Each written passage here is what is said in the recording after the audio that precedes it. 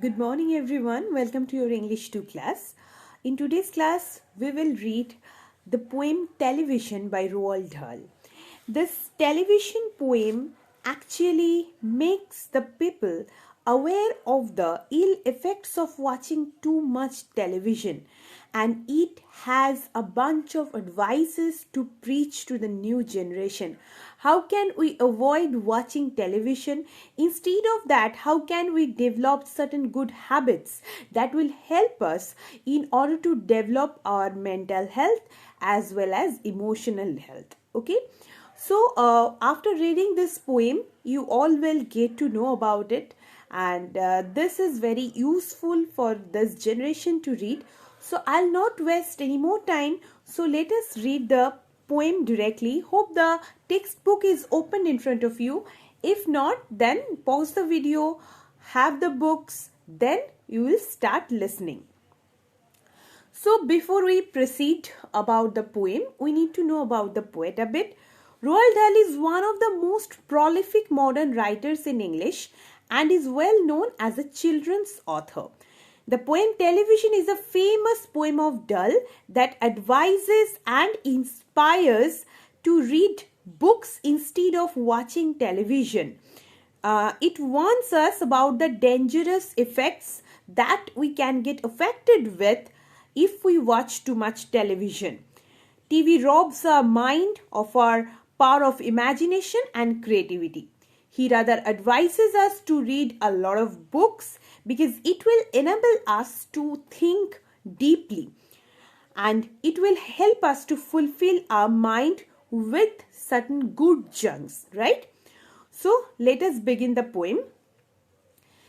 The most important thing we have learned so far as children are concerned is never let them near your television set, or better still, just don't install the idiotic thing at all. So here Dahl advises from his experience that people should never ever allow their children to go near the television set. It is even better not to install in their home, and it is even better just to avoid installing that because throughout this entire poem you will get to know why it is called as an idiotic box. In almost every house we have been, we have watched them gaping at the screen. They loll and slop and lounge about and stare until their eyes pop out. Last week in someone's place we saw a dozen eyeballs on the floor. So here the poet shares his experience when he was there in many houses. What had he experienced there? He saw actually children are watching the television screen. They are gapping at the television screen. They were staring with their eyes open with absolute concentration of mind. For sitting a long time before the television set, they become tired. Sometimes they sit and lie and in a very lazy and casual manner. That is why it is written loll and slope and lounge about and get sloppy, but still they stare at the television until their eyes are too tired to watch anymore. It seems that their eyes pop out.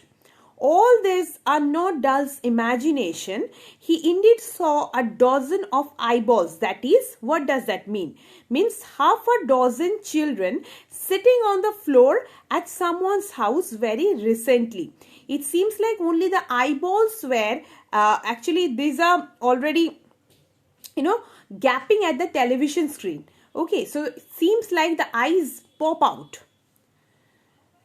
They sit and stare and stare and sit until they are hypnotized by it, until they are absolutely drunk with all that shocking, ghastly junk. Means when the children are before the television set, they sit and stare and stare and sit for a long time. Okay, so for a long period of time. So they don't seem to be moving from there. and probably they actually forget about the real world because they are so much drunk in the television screen. All the objects that are showing in the television screen all are very much hypnotizing in itself. So they are almost hypnotized by the idiotic box. They are absolutely drunk. They have no scope in spending time with books and doing something that has a connection with the real life, a real world, and it doesn't gift you imagination or anything original. Rather, you are completely buoyed away by the television's objects or the content that are being shown in the television screen. So that is why it is their minds filled with the images and stories of a virtual world are compared to a drunk man's imagination or the imaginary world in an apt metaphor here. This is a metaphor that has been used here appropriately. Like whenever someone is drunk, his brain is filled with imagination and whatnot that has at least no contact with the real world, with something real. And these children's minds are exactly the same after they are drunk with the content of the television screen. They are also having no imagination left. They are completely engrossed with the stories and the images that are shown there of a virtual world. Oh yes, we know it keeps them still. They don't climb out the window sill. They never fight or kick or punch. They leave you free to cook the lunch and wash the dishes in the sink. So the poet now says that he knows that the television keeps the naughty children, calm, because whenever the television screen is switched on, all the children, those are very naughty and not naughty at all, they all will come and sit in front of the screen. They will not disturb their parents, and the parents will have enough time to do the household chores. They can clean the sink, they can clean the utensils, they can do washing, cleaning, whatever they feel like doing. They can do that without any disturbance if the television set is on. So, because here the poet actually warns us about the harmful effect of eats. Okay, and he is actually telling the parents not to do that. Maybe all this contents help the children to be calm, to be engrossed for the time being, but at the end it is doing nothing but something really harmful to your children's mental and psychological health. That is not to be done actually. But did you ever stop to think, to wonder just exactly what this does to your beloved tot? It rots the sense in the head. It kills the imagination dead. So here the poet speaker is actually asking the parents, have you ever thought of its ill consequences, or did you ever find respite thinking about its harmful effects that can have on the children's mind? Did you ever think? No, right? So it actually helps the imagination to go die. It will help the children not to think about anything creative, because it kills the imagination. It helps to rot the sense in the head. So after knowing all that, would you be able to do the same with your beloved tot? The poet is asking. It clogs and clutters up the mind. It makes the child so dull and blind. So here Dulles continues to argue on the same point, and he is saying that how television affects a child's mind. Children watch different shows on different channels. Sometimes there are contradictory ideas. Sometimes it does not match with reality and they're surprised.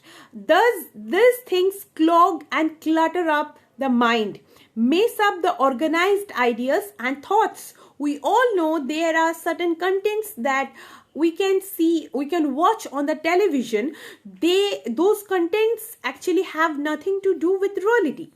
And it actually, all this, clutter up our mind and clog the imagination power. So it is doing the same thing with the children's mind. And as a result, the children will become dull and blind. He can no longer understand a fantasy fairyland. So the poet feels that due to this imposed imitation on thoughts, the children can no longer understand a fantasy or a fairy tale. They cannot extend their imaginative power to that level. They are now used to see an image that are likely real world and a virtual reality. His brain becomes as soft as a cheese. His powers of thinking rust and freeze. He cannot think, he only sees. So Dull here again opines that by watching television, the brain becomes soft like cheese. It actually, kills the logic of the children to analyze the ideas, the contents about their reality, about their existence, about their logical appearances. Rather, they only see whatever is shown, they are gapping at it without any imagination, without any logic reason. They are only gobbling the content. All right, you will cry, all right, you will say. But if we take the set away, what shall we do to entertain our darling children? Please explain. So now the poet says that he knows that the readers, or especially the parents, they actually put their children to do all these things. And all of a sudden, if they ask them not to watch the television screen, what will happen? How would they will be able to get entertained? So the poet has again the answer of all these questions raised by him only. We will answer this by asking you, what use the darling wants to do? How use they keep themselves contented before the monster was invented? Have you forgotten? Don't you know? So the poet asks, like before the television was invented, what was the condition of the children? They all used to get entertained in their own ways, right? And there was no television then. So there was some other way, right? What was that? Do you know, or have you forgotten that? He's asking the parents. We will say it very loud and slow. They used to read.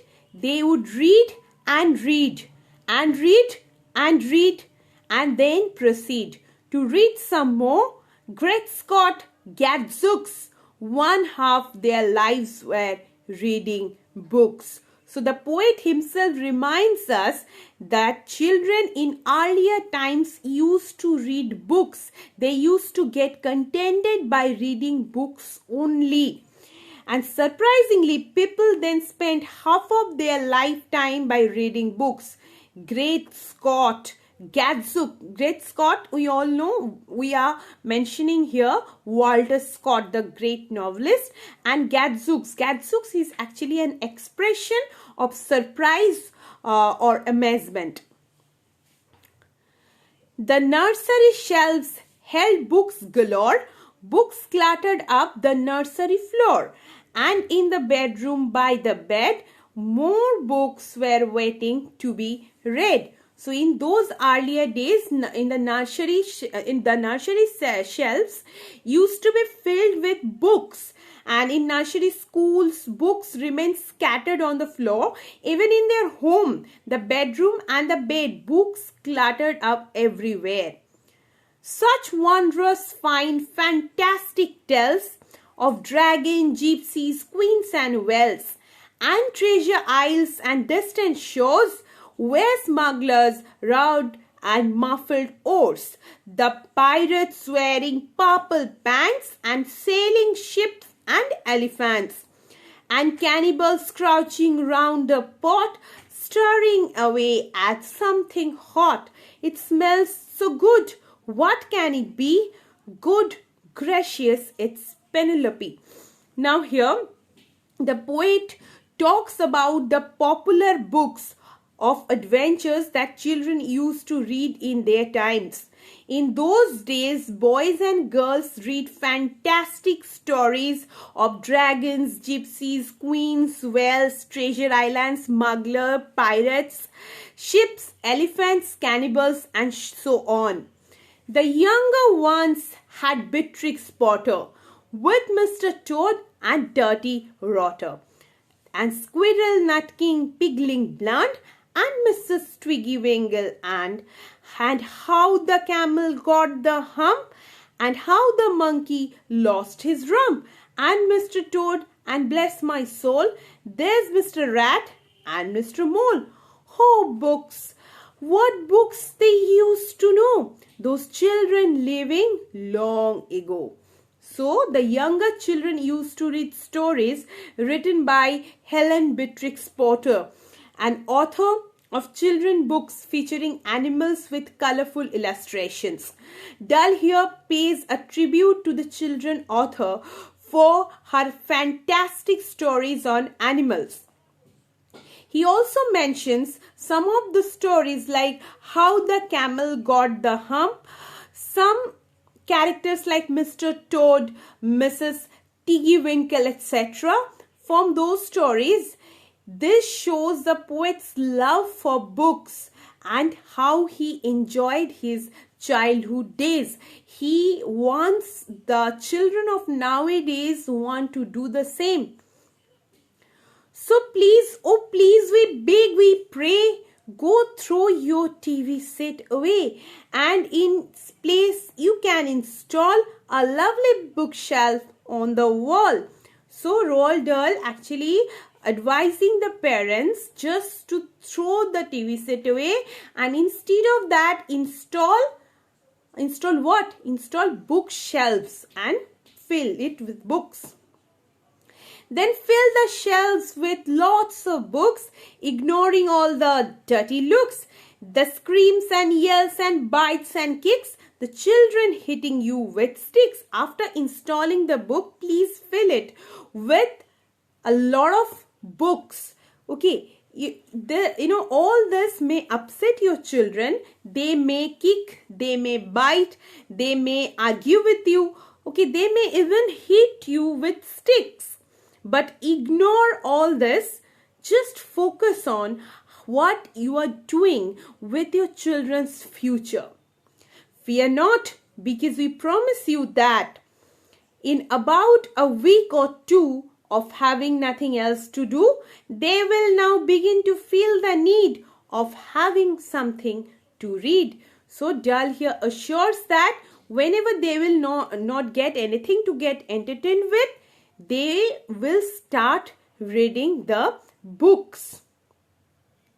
And once they start, oh boy, you watch the slowly growing joy that fills their hearts. They will grow so keen. They will wonder what they would have ever seen in that ridiculous machine, that nauseating, foul, unclean, repulsive television screen.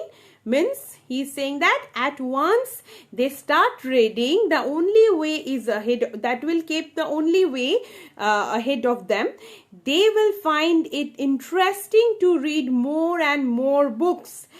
that will give them imagination, that will help them to create new stories of their own. It will help them to grow, grow positivity among themselves, how to, how to fascinate, how to dream, and how to be associated with the lovely characters mentioned in the books.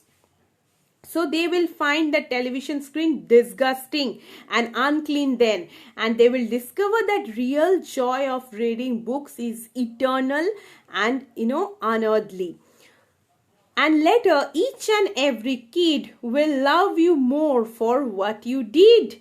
So, and finally, each and every kid will love their parents for giving them the opportunity to read so many books to enlighten their souls. And the poet advocates for reading and only reading. Dull thinks that TV can never be a substitute for books. Books are the only things that can deliver real wisdom. So this is a lovely poem to read, and I am very much sure all of my students would love to read this poem. It has a beautiful advice to preach. I think all of you understood that.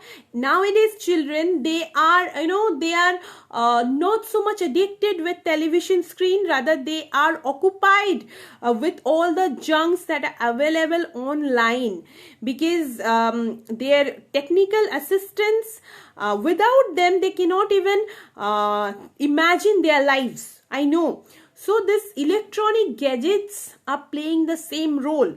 Whenever you are too much engrossed, okay, with the contents and everything that you are surfing throughout the day, and keep on scrolling up and down, it will help you with nothing but a diminished imagination. Okay, so there has to be a perfect balance to strike, and I know you all are smart enough to do that.